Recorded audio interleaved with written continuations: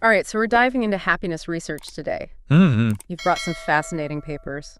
Yeah. It's not just about smiling more, is it? No, not at all. There's some serious depth to this stuff. Yeah, We're definitely. going way beyond those surface level cliches today. Exactly. It's about really unpacking happiness. I like it. We've got two papers here, one by Ruth Veenhoven from 2012 Okay. and another from 2022 that cites N.U. Quine.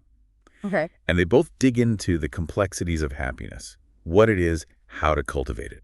I'm intrigued already. One thing I noticed just skimming through these, we tend to mix up happiness with other things, like having a good quality of life. Right. But they're not always the same, are they? You're absolutely right. It's like having a fully stocked fridge. Okay. It doesn't mean you're enjoying delicious home-cooked meals. Yeah, that's a good way to put it. One's the potential, the other's the action. Exactly. So how did these researchers define happiness then? Is there like a universal formula we can crack? Well, Veenhoven talks about subjective well-being. Subjective well-being. Yeah, basically, it's how you see your own life. Okay. Not judged by anyone else, just you based on your experiences, your values. So it's all about personal interpretation. Exactly. How we make sense of things. And within that, he breaks down satisfaction to 4 types. 4 types. Yeah, like a satisfaction menu. Okay, I like it. You've got instant satisfactions, those quick bursts of pleasure, Okay. like a good song or a tasty meal. Then there's domain satisfaction, more long-term contentment Okay. with things like work relationships, hobbies. Right. Those make sense. So what about the other 2 on this menu? So the third one is top experiences, those peak moments of joy, Okay. landing a dream job, falling in love, those on top of the world experiences. I like those. Right. They're great. But Veenhoven suggests they could actually be bad for overall happiness Really? if we're always chasing those highs. Why is that? Well, think about it. Okay. If every day was your birthday, would it be as special? I see what you mean. It would just be normal. You lose the specialness. It's about finding a balance. So peaks and valleys. Yeah. Okay. What about the 4th type of satisfaction? That's lasting satisfaction. The overall feeling of contentment with your life. Okay. The big picture, The big picture. but still grounded in everyday life. Right, so you're taking stock of your life and deciding, yeah, this feels good, or nope, something needs to change. Exactly. But it's based on you, not what others say. Precisely.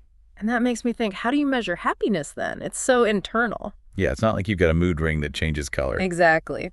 So how do researchers even begin to quantify happiness? Well, a lot of research uses surveys and questionnaires, Okay. asking people to rate their happiness levels. Interesting. But obviously, there are limits to that. People aren't always self-aware, Right. and we like to present ourselves positively. I can imagine. Oh, yeah, I'm super happy. Exactly. Even if you're not. Haha, exactly. I wouldn't want to admit to being unhappy on a survey. I'd want to seem like I had it all together. It's tempting, for sure. It is. But Veenhoven's research suggests those biases. They might not be as significant as we think. Oh, really? It seems most people are pretty accurate Hmm. about whether they're generally happy. Interesting. And even if there's some spin, Yeah. those self-reported happiness levels often match up with other things. Like what? Physical health, Yeah. mental health, relationships, even behavior. It's like we have this internal happiness meter, even if we don't always check it. Yeah, you could say that. Fascinating. But what about cultural differences? Does happiness look the same everywhere? That's a big question. And researchers have been fascinated by it for a long time. I bet. You know, there's this idea that Western cultures are more individualistic, Right. prioritizing personal happiness above all else, Yeah.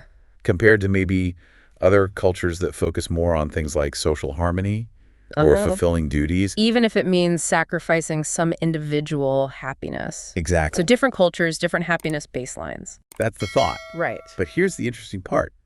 Veenhoven's research suggests those cultural differences Yeah. might be overstated, Really? while how we express happiness might be different, Okay. the way we actually experience it Yeah. and report it. It's surprisingly consistent across cultures. So a smile is a smile. A smile is a smile in any language, it seems. That's amazing. Despite all our differences, we share a common experience of happiness. It seems so. That's incredible. It really is.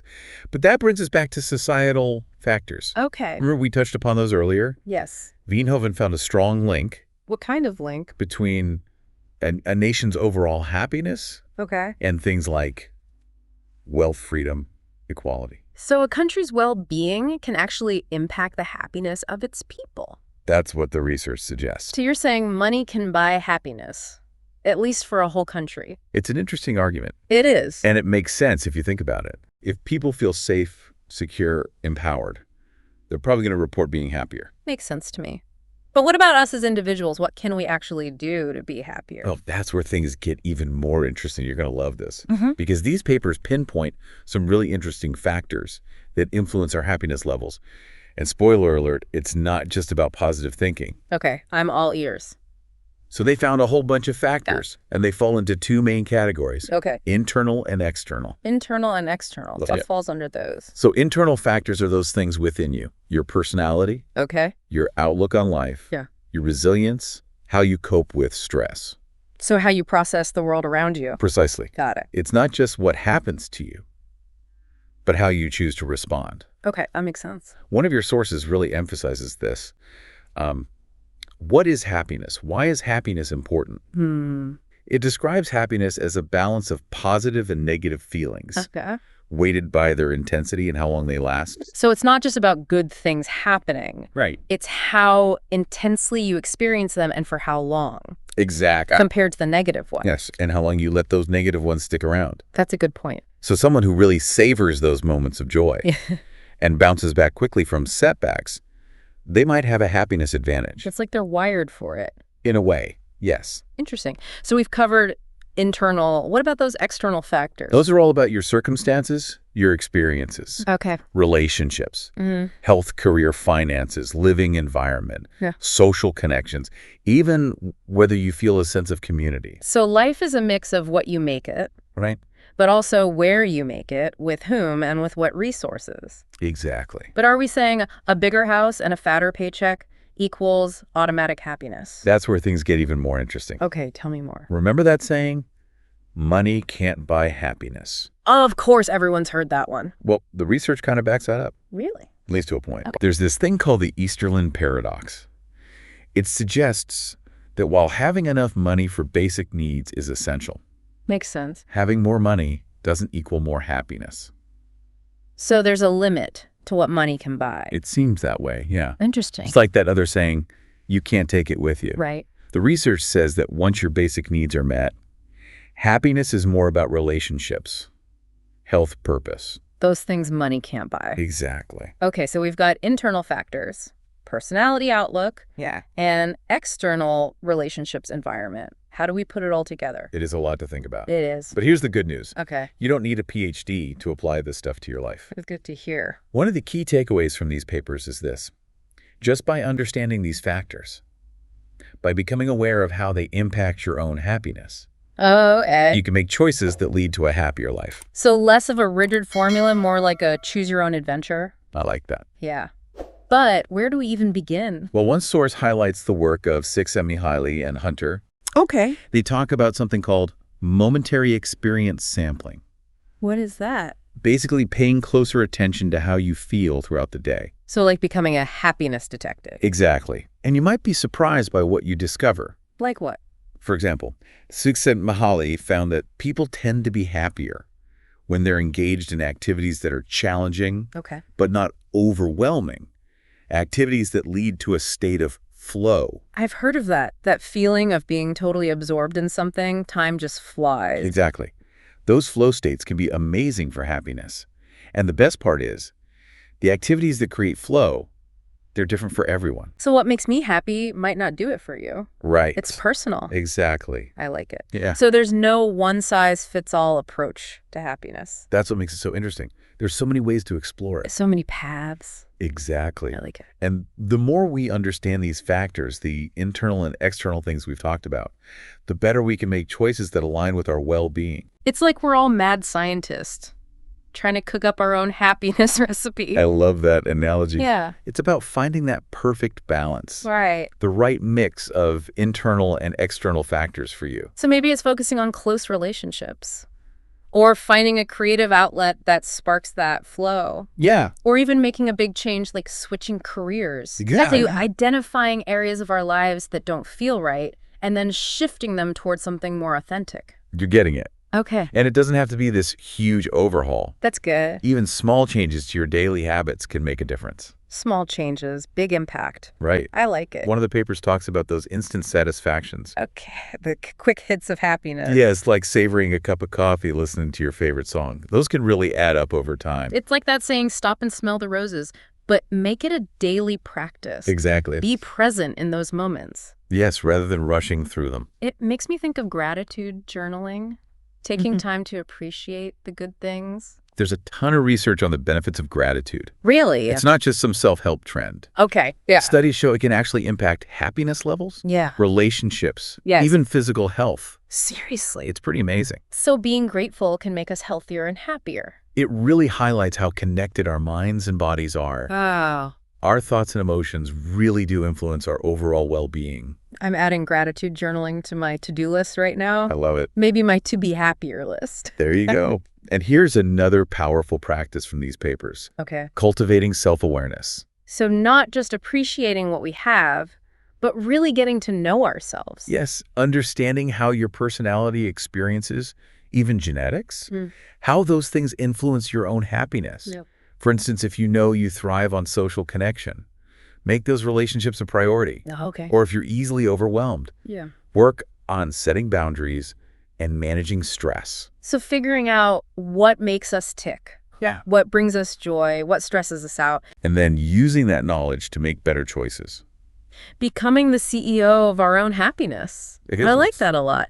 But it's not always easy to choose happiness, is it? Life throws curveballs. You're right. It's not always easy. We have bad days. We wake up on the wrong side of the bed sometimes. That's part of being human. It is. So what do these researchers say about that? You're right. It's not about being happy all the time. Oh, really? That wouldn't be realistic or even desirable, actually.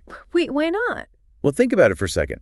Those tougher emotions like sadness, grief, anger, they serve a purpose too. Okay. They help us learn and grow, Okay. connect with others, Right. even create positive change. That's an interesting way to look at it. So it's not about avoiding those negative emotions completely. It's more about learning to deal with them in a healthy way. Exactly, you got it. This is all making a lot of sense. We've covered so much ground. Measuring happiness, internal and external influences, the power of self-awareness, even those little moments of joy that add up. But I'm curious. These researchers who dedicate their lives to understanding happiness, what do they say the ultimate goal is? Is it just about feeling good, or is there more to it? That's a fantastic question. It gets to the core of why this topic is so fascinating. What is the point of happiness? Why are we all striving for it? It's like the age-old question, what's the meaning of life? Yeah, But through a happiness lens. exactly. And while these papers don't have all the answers, they do offer some really interesting perspectives. Okay, lay it on me. One idea that comes up is this. Happiness isn't just about feeling good in the moment. It's about a life that feels meaningful and fulfilling. So it's not about collecting happy moments. It's about those moments being part of something bigger. You got it. Finding your purpose. Right. And that looks different for everyone.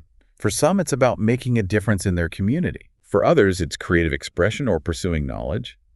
Maybe it's about nurturing relationships, making memories with loved ones. So finding what gives your life meaning, what gets you up in the morning. Exactly. And then chasing that with everything you've got. I like it. And the research shows when we live by our values, do things that feel meaningful, our happiness tends to increase naturally. So happiness is the cherry on top. I love that analogy. It's a nice bonus. The best kind. So we're talking about happiness as more than just a feeling. It's about a life well lived. Aligning our actions with our values, savoring those moments of joy, big and small. Absolutely. And while there's no one-size-fits-all answer, the researchers agree on a few things. By understanding what makes us happy, making conscious choices that match those values, cultivating practices that nourish our minds and bodies, we can create lives that are both happy and fulfilling. What I'm taking away from this is we're not just waiting around for happiness to find us. We have the power to shape it ourselves. Exactly. I like that. It starts with understanding those internal and external factors. Right, there's things we talked about. Once you know what influences your own happiness, you can start making choices that support it. Building our own happiness toolkit. I love that. Yeah. Fill it with things you know work for you. mindfulness, gratitude exercises, Yeah. maybe even a list of activities that boost your mood. Exactly. I like it. And remember, it's not about being perfect. Yeah. You don't have to be happy all the time. Right. No one is. It's about embracing the full spectrum of human emotions The ups and the downs. and knowing you have the tools to navigate it all. It's about progress, not perfection. Exactly. I like it. And remember, this journey of happiness, it's a lifelong thing. It's a journey. There will be times when you feel more aligned, more joyful, Right. and times when you feel a bit lost. That's okay. It's all part of it. The key is to keep exploring, keep experimenting, keep refining your own happiness formula as you go. Because we're all works in progress, right? And that's what makes it exciting. There's always something new to discover. Exactly. New ways to find joy and fulfillment. This deep dive has given us a lot to think about. We explored the ins and outs of happiness, We really did. from definitions to influences to the science behind it all. We learned that happiness is complex. It's influenced by so many things. It is, but we're not powerless. Not at all. By understanding what impacts our happiness, making conscious choices aligning with our values, we can create lives full of joy and meaning. Beautifully said. This has been such a rich and insightful conversation. And for everyone listening, I have one final thought. What if we started seeing life as a big happiness experiment? What if we kept a journal, not just of our moods, but of the activities, interactions, choices, those things that seem to boost or dampen our joy? I love that idea. Maybe we'd uncover our own personal happiness formulas along the way. It's something to think about as we continue on this journey of seeking joy and fulfillment.